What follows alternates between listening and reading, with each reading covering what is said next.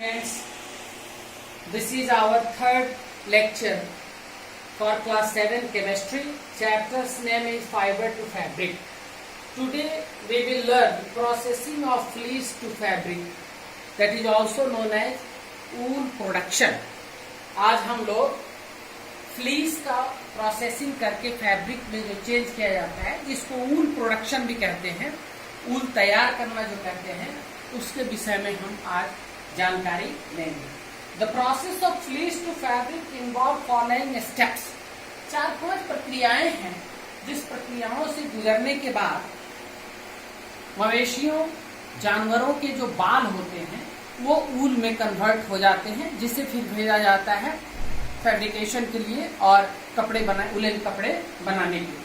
उसमें सबसे पहला प्रोसेस है शियरिंग। शियरिंग क्या है वो हम लोग समझे। The process of removal of fleece from the body of animals is known as shearing. जानवरों के शरीर से उसके बाल को निकालने का, काटने का, उतारने का जो काम है उसको हम लोग शियरिंग कहते हैं। The person who removes the wool is called Shearer. और जो आदमी मवेशियों के शरीर से उसके बाल को उतारता है उसे हम शियरर के नाम से जानते हैं। In fact, the removal of the fleece during the summer month helps the sheep to keep its body cooler. वास्तव में शेयरिंग का काम, मवेशियों के, जानवरों के शरीर से बाल उतारने का काम हम लोग गर्मी के सीजन में करते हैं, गर्मी के मौसम में करते हैं। इससे जानवरों को एक फायदा भी मिलता है कि उनके बॉडी टेम्परेचर को मेंटेन करने में फायदा रहता है, वो गर्मी से बच पाते हैं। इसलिए कोशिश भी करना चाहिए, ऐसा किया भी जाता है और कोशिश भी करना चाहिए कि जब भी हम जानवरों के बॉडी से फ्लीस उतारें, उसके बाल उतारे, काटें, तो गर्मियों में ही काटा जाए। Hence shearing is done in summer. इसलिए शेयरिंग को गर्मी के दिनों में ही किया जाता है।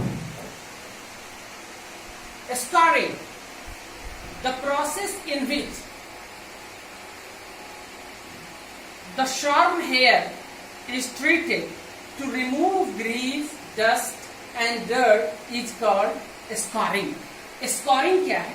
वास्तव में scarring जो है वो जो हम लोग फ्लीस उतारते हैं, बाल जो उतारते हैं जानवरों के शरीर से, उसकी सफाई है।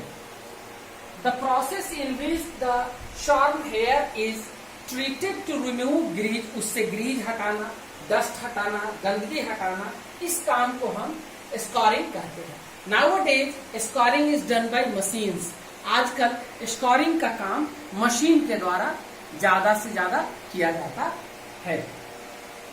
The third step is sorting. Sorting क्या है? The process of removal of any damaged and stained wool from the fleece is known as sorting.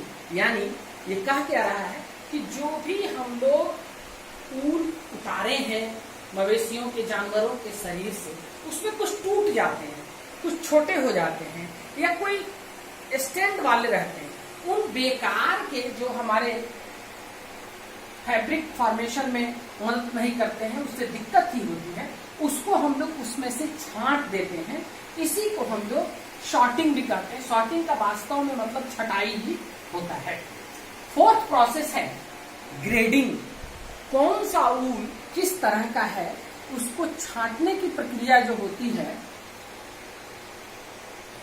तो ऊन को जो छांटने की प्रक्रिया है, कौन सा ऊन किस वैरायटी का है, किस कैटेगरी का है, किस रंग का है, उसकी डाइंग किस तरह से की जाएगी, इसको छांटने की प्रक्रिया को हम लोग ग्रेडिंग कहते हैं। The process of grouping of wool according to their length, colour, texture and ease of dyeing is known as grading. तो उसका ग्रेडिंग हम लोग कर देते हैं कि ऊल किस वैरायटी का है, और ग्रेडिंग के बाद और प्रोसेस है जो हम आपको अभी बता रहे हैं।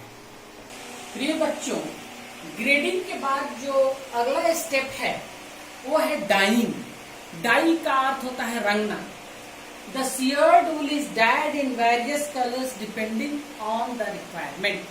जिसकी मांग रहती है, जिस कलर की मांग रहती है ऊल की, लाल ऊल की अगर मांग है, पीले की मांग है, जो भी कंपनी जो स्वेटर वगैरह गर्म कपड़े बनाते हैं उनके रिक्वायरमेंट के आधार पर, उनकी मांग के आधार पर जो सियर्ड वूल है उसको विभिन्न रंगों में रंगा जाता है। इस प्रोसेस को कहते हैं हम लोग डाइंग। सिक्स्थ है ड्राइंग। ड्राई मीन्स सुखाना। The dyed wool is made to pass through a machine that squeeze out the excess water, then it is left for drying। जो रंगे हुए ऊल होते हैं, रंगे हुए जो ऊल हैं उसको एक मशीन से पास किया जाता है।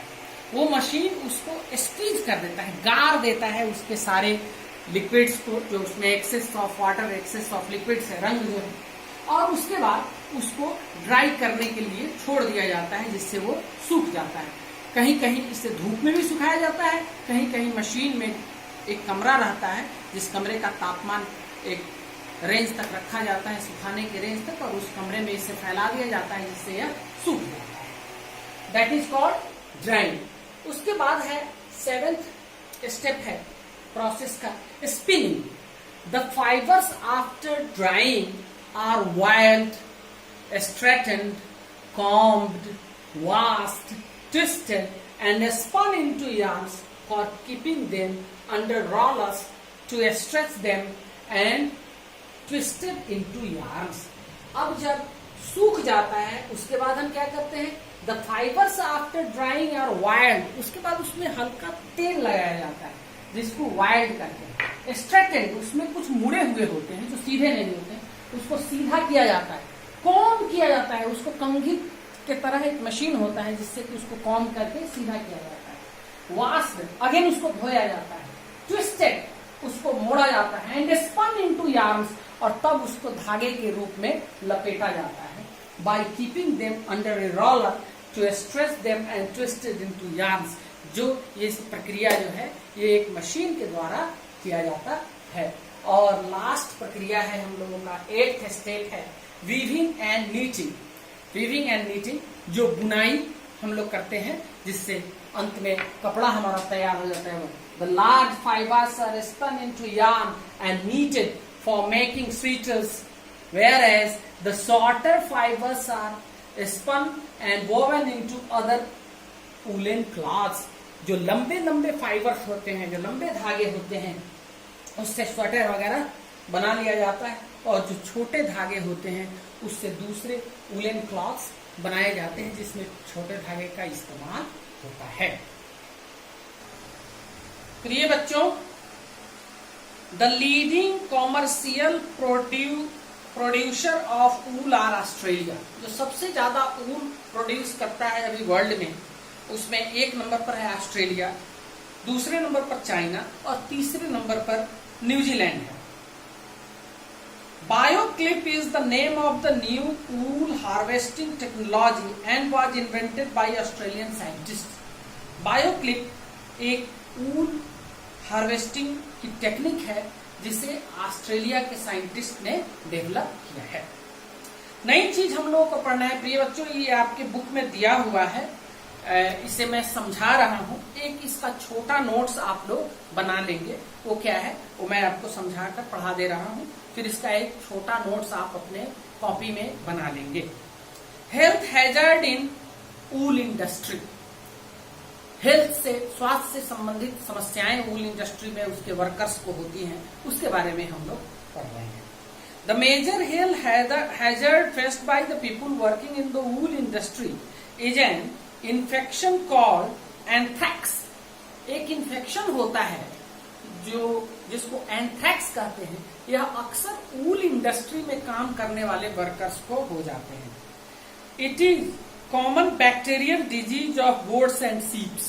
यह होता कहां से है? यह गोट्स एंड सीप से बैक्टीरिया के थ्रू आता है, जो उसके फ्लीस में, जो उसके वूल में आता है, उससे हो जाता है। And might affect the workers involve in the sharing and sorting process. और शेयरिंग और सॉर्टिंग प्रोसेस जो हमें पढ़ाए हैं थोड़ी देर पहले, शेयरिंग और सॉर्टिंग प्रोसेस में जो वर्कर्स होते हैं उसको यह इन्फेक्शन लगने का डर रहता है और लग भी जाता है। It is also known as sorters disease. Anthrax को सॉर्टस डिजीज भी कहा जाता है, क्योंकि जो सॉर्टिंग के काम में लगे हुए वर्कर्स रहते हैं 90% उनको ही ये होता है। This disease lead to skin, lung and intestinal disorder. इससे होता क्या है, स्किन, लंग्स और इंटेस्टाइनल डिजॉर्डर हो जाता है। पाचन प्रक्रिया में प्रॉब्लम हो जाती है, स्किन पर कुछ प्रॉब्लम हो जाता है, या श्वसन संबंधी कुछ बीमारियां हो जाती है। And also result in lesions in arm, neck and lungs. बाह पे और गर्दन पे कुछ धब्बे टाइप के भी हो जाते हैं। दूसरी बात क्या है हेल्थ हैजर्ड से संबंधित, the usage of chemical dyes may result in irritation of eyes, infection of skin, lungs and breathing problems। कह रहा है कि जो डाइंग के काम में मजदूर लगे हुए होते हैं, वर्कर्स जो लगे होते हैं, उनको जो केमिकल्स डाई होते हैं उनसे कुछ समस्या हो जाती है। उनसे क्या समस्या होती है, उनके आंखों में जलन हो जाता है, इन्फेक्शन ऑफ स्किन, चमड़े के ऊपर कुछ इन्फेक्शन होने के डर रहते हैं, या फिर लंग्स में भी इन्फेक्शन हो जाता है, या ब्रीदिंग प्रॉब्लम, चूंकि उससे एक स्मेल आता है, उस स्मेल से उनको सांस लेने में भी दिक्कत आ जाती है। थर्ड हेल्थ हैजर्ड का थर्ड पॉइंट है inappropriate ventilation, high temperature and humidity at the workers place can harm the general health of the workers.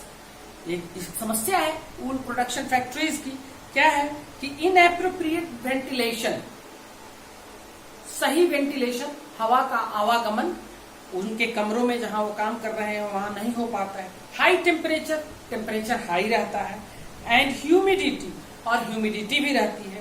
At the workers place can harm the general health of the workers, जिससे कि सामान्य जो स्वास्थ्य है workers का वो प्रभावित होता है। Hearing loss is another health hazard faced by the workers of the wool industry due to the loud noise made by the machines during the process of the wool। ये क्या कह रहा है, hearing loss, सुनने की समस्या भी वहां वर्कर्स को होती है। इसका कारण क्या है, hearing loss is another health hazard faced by the workers of the wool industry due to loud noise made by the machines। वहां जो वूल इंडस्ट्री में जो मशीन्स होते हैं वो बहुत शोर शराबा करते हैं, और उसी के इर्द गिर्द, उसी के आसपास वर्कर्स काम करते हैं, जिससे कि हियरिंग लॉस, सुनने में कमी उनके आ जाती है, वो ऊंचा सुनने लगते हैं और उनको ये समस्या होती है। डियर स्टूडेंट्स, अगले क्लास में मैं आपको पढ़ाऊंगा सिल्क के विषय में। आप लोग थोड़ा पढ़कर तैयार रहेंगे, ताकि हम जब पढ़ाएंगे तो आपको ज्यादा समझ में आएगी। और सिल्क पेज नंबर 39 में है, इसे आप पढ़कर तैयार रहेंगे। मैं अगले लेक्चर नंबर 4 में मैं आपको पढ़ाऊंगा सिल्क के विषय में। Okay, thank you. थैंक्स।